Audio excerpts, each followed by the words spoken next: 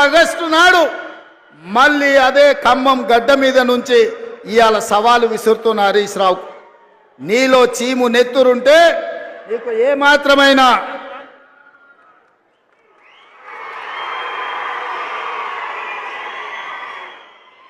ఏమాత్రమైన సిగ్గు శరం ఉంటే రాజీనామా చెయ్యి.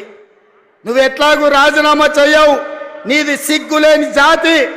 అందుకే ఇవాళ నువ్వు రాజీనామా చేయకపోతే అమరవీరుల స్తూపం దగ్గరకు వచ్చే ముక్కు నేలకు రాజు కాంగ్రెస్ పార్టీ మీద సవాలు విసిరినందుకు తెలంగాణ రైతాంగం క్షమించండి. మాట తప్పని పార్టీ కాంగ్రెస్ పార్టీ రుణమాఫీ చేసింది.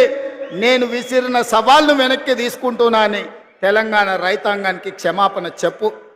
ఇవాళ నేను ఒక్క మాట అడగదలుచుకున్నా, నేను గుర్తు చేయదలుచుకున్న ఈ ఖమ్మం ప్రజలకు, ఆనాడు ఖమ్మం జిల్లా రైతాంగం